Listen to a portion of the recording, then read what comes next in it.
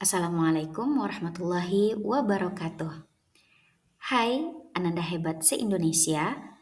Kali ini kita akan kembali belajar pendidikan agama Islam dan budi pekerti untuk kelas 12 dalam bab 2 dengan tema indahnya hidup bermakna. Sebelum memulai pembelajaran, tentu kita harus tahu dulu apa tujuan pembelajaran kita kali ini. Di dalam pelajaran kali ini, kita akan yang pertama menjelaskan pengertian iman, Islam, dan ihsan. Yang kedua, kita akan mengidentifikasi dalil-dalil terkait iman, Islam, dan ihsan. Yang ketiga, kita akan mengklasifikasi makna iman, Islam, dan ihsan. Yang keempat, kita akan menganalisis keutamaan iman, Islam, dan ihsan. Berikutnya, kita akan mencoba untuk mendemonstrasikan perilaku iman, Islam, dan ihsan. Dan yang terakhir, kita akan menganalisis karakter dalam mencapai insan kamil, yang mana insan kamil ini adalah perwujudan dari iman, Islam, dan ihsan. Lalu bagaimana cara kita untuk mempelajari bab ini? Ada beberapa hal yang akan kita pelajari. Yang pertama, kita akan mulai dari makna dan hakikat iman. Setelah itu, kita akan mempelajari makna dan hakikat Islam. Berikutnya, kita akan mempelajari makna dan hakikat ihsan. Kemudian, kita akan melihat kedudukan iman, Islam, dan ihsan, serta hubungan ketiganya. Yang kesemua itu nanti akan bermuara pada pembentukan karakter insan kamil. Ananda semua, ada sebuah kisah inspiratif yang akan menggugah jiwa kita, yang juga berkenaan dengan materi yang akan kita pelajari. Kisah ini berjudul Pengemis Yahudi yang Buta. Alkisah, di sudut pasar Madinah Al-Munawwarah, ada seorang pengemis Yahudi yang buta, yang apabila orang-orang mendekatinya, dia pasti akan berkata, "Wahai saudaraku, jangan pernah engkau dekati Muhammad. Dia itu orang gila. Dia itu pembohong. Dia itu tukang sihir. Kalau kalian mendekatinya, kalian pasti akan dipengaruhinya." Setiap pagi, Rasulullah mendatanginya dan membawakan makanan kepada pengemis itu, tanpa berkata sepatah kata pun.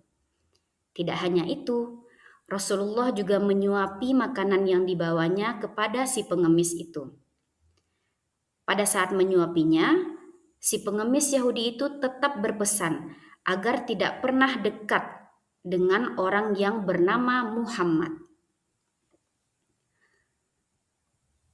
Rasulullah setiap hari selalu menyuapi pengemis Yahudi itu hingga menjelang beliau wafat.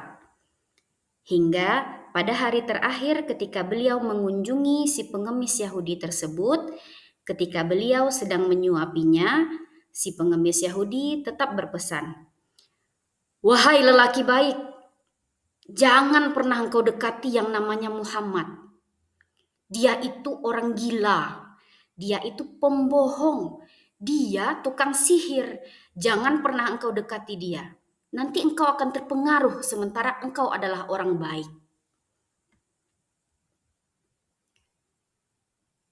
Setelah wafatnya Nabi Muhammad SAW, suatu hari Abu Bakar berkunjung ke rumah putrinya Aisyah radhiyallahu anha yang juga merupakan istri Rasulullah.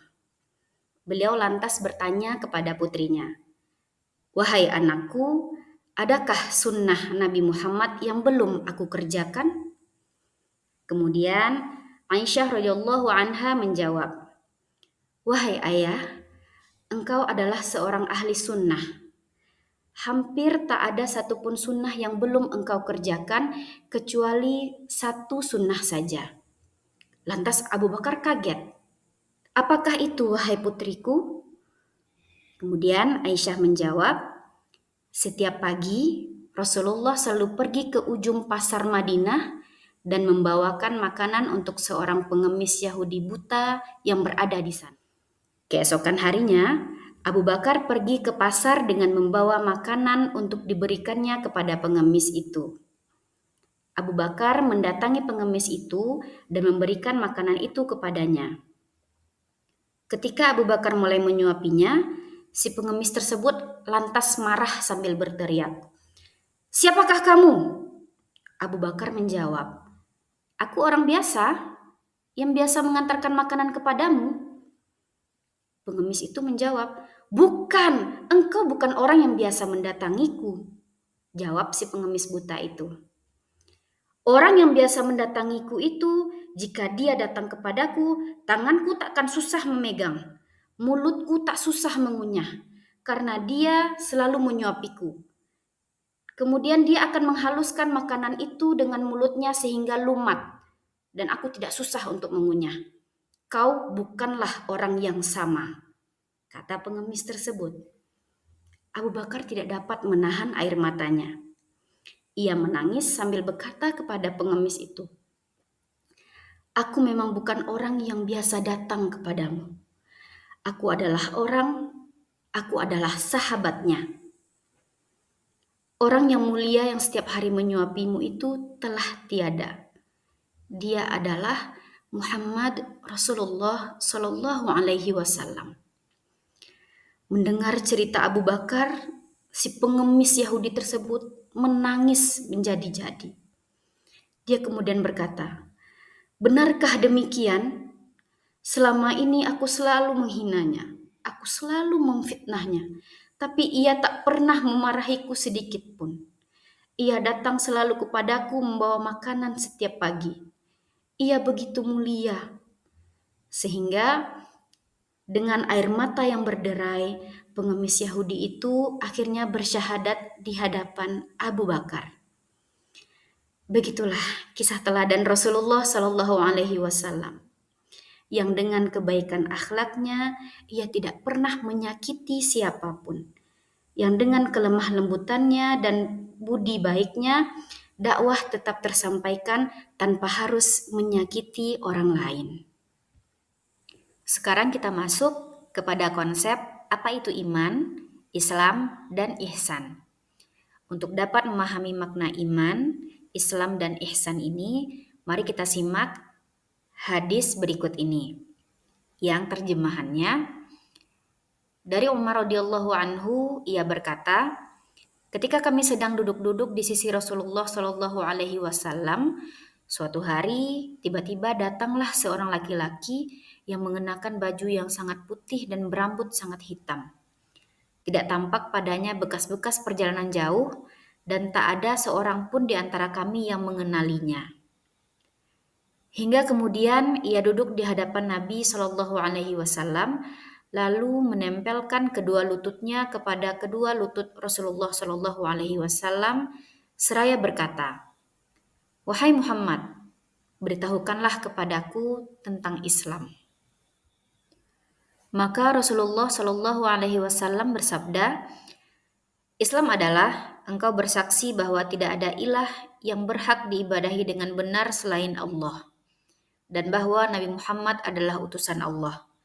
Engkau mendirikan sholat, menunaikan zakat, berpuasa di bulan Ramadan, dan pergi haji ke Baitullah jika engkau mampu menempuh jalannya.'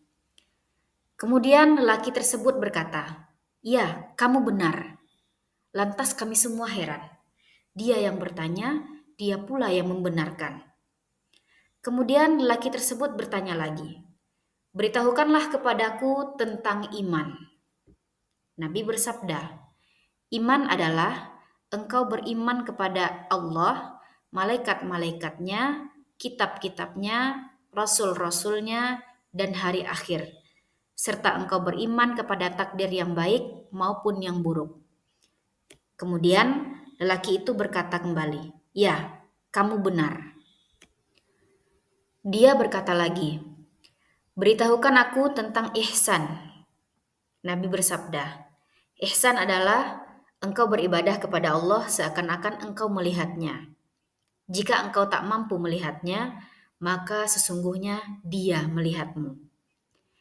Kemudian lelaki tersebut berkata kembali, "Beritahukan aku tentang hari kiamat. Kapan kejadiannya?" Nabi bersabda, "Yang ditanya tidak lebih tahu dari yang bertanya." Kemudian dia berkata, "Kalau begitu, beritahukan aku tentang tanda-tanda kiamat tersebut." Nabi bersabda, "Jika seorang hamba telah melahirkan tuannya, dan jika engkau melihat seseorang bertelanjang kaki dan dada, miskin dan penggembala domba, kemudian mereka berlomba-lomba mendirikan bangunan." Lantas lelaki itu berlalu dan aku berdiam diri sebentar, ujar Umar. Selanjutnya Rasulullah bertanya, "Tahukah engkau siapa tadi lelaki yang bertanya itu?" Maka aku, Umar, menjawab, "Allah dan Rasulnya lebih mengetahui." Maka Nabi Muhammad SAW bersabda, "Dia adalah Jibril yang datang kepada kalian untuk mengajarkan agama kalian." Hadis riwayat Muslim.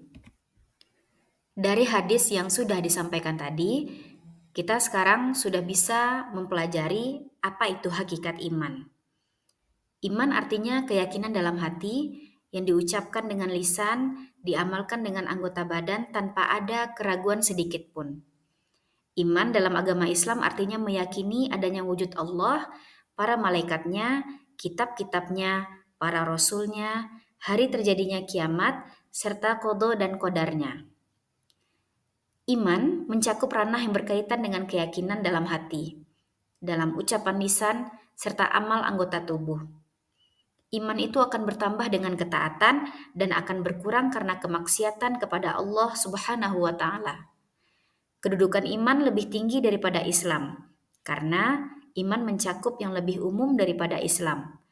Seseorang tidak akan mencapai keimanan yang sempurna hingga ia mampu melaksanakan dan mewujudkan keislamannya dengan perbuatan nyata dengan cara yang sempurna. Dalam Islam sendiri, jika kita membahas mengenai iman, tentu tidak akan terlepas dari adanya rukun iman yang 6, yaitu iman kepada Allah, iman kepada malaikat, iman kepada kitab, iman kepada rasul, iman kepada qada dan qadar, serta iman kepada hari akhir. Iman juga memiliki 3 kriteria sifat. Yang pertama, iman itu bersifat abstrak. Apa maksudnya? Abstrak itu berarti tidak dapat diukur, karena kadar keimanan seseorang itu berada di dalam hati. Hanya Allah yang Maha mengetahui dan dapat mengetahui isi hati seseorang. Yang kedua, iman itu bersifat fluktuatif, artinya naik dan turun. Iman itu akan naik atau bertambah karena ketaatan kepada Allah, dan dia akan berkurang atau turun karena melakukan kemaksiatan kepada Allah.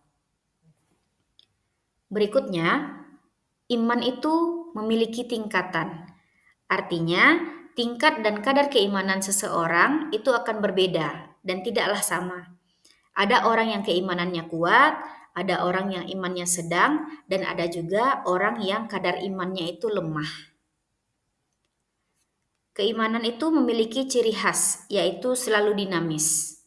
Mayoritas ulama memandang keimanan selalu beriringan dengan amal soleh, sehingga mereka selalu menganggap keimanan akan bertambah dengan bertambahnya amal soleh. Sebagaimana firman Allah dalam surah Al-Anfal ayat 2-4, mari kita simak bersama-sama.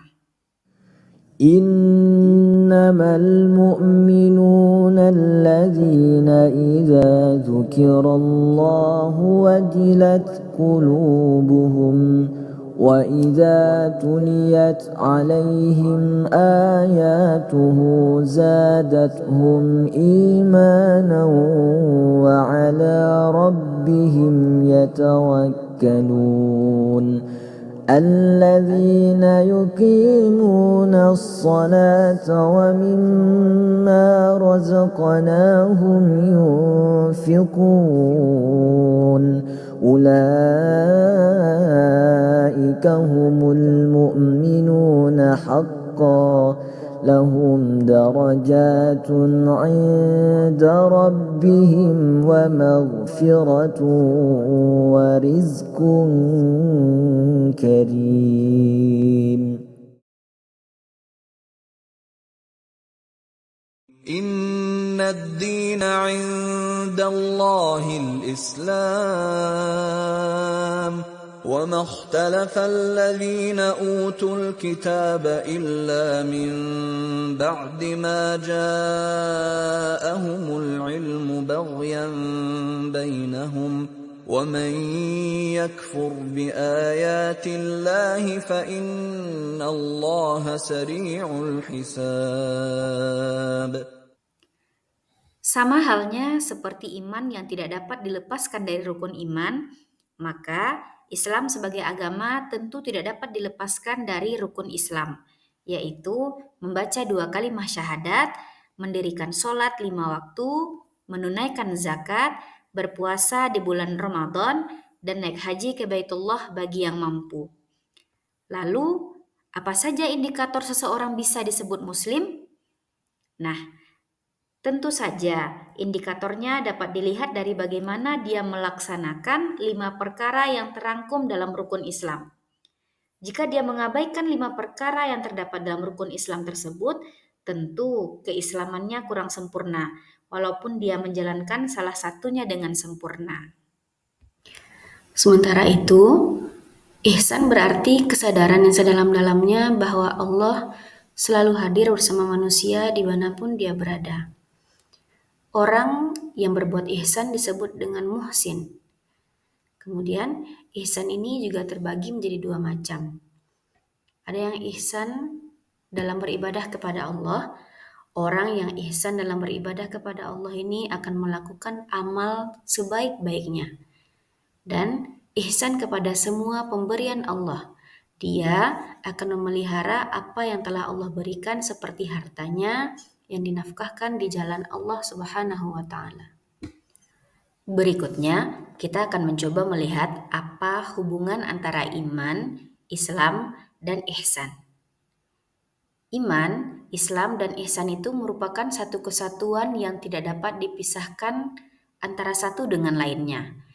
Jika diibaratkan sebuah rumah, maka iman adalah pondasinya, Islam adalah tiang-tiang penyangganya, dan ihsan adalah atapnya. Sehingga dapat kita ambil kesimpulan bahwa iman merupakan pondasi dasar bagi umat Islam. Islam itu merupakan ajarannya yang harus dilaksanakan, dan ihsan itu memberikan kerangka untuk mengembangkan keimanan itu melalui akhlak yang baik.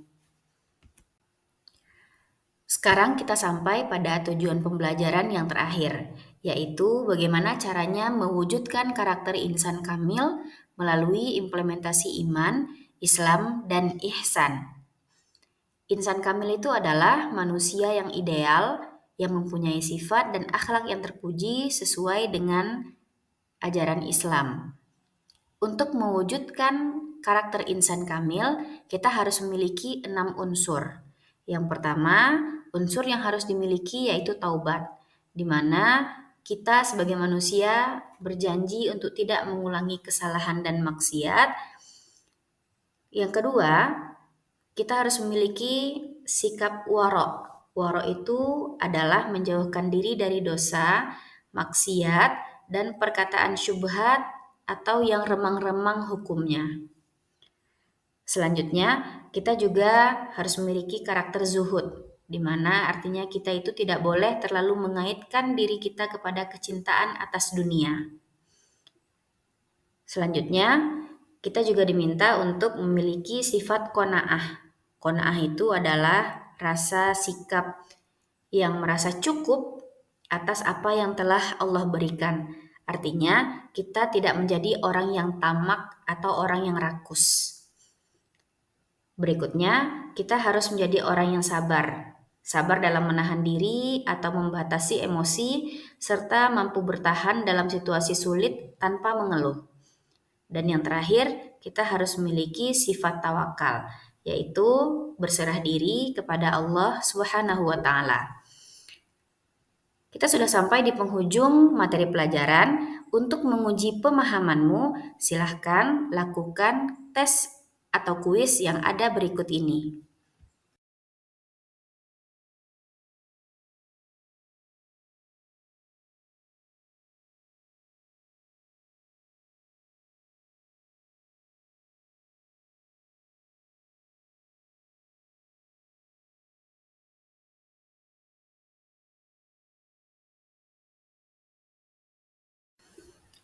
Bagaimana Ananda?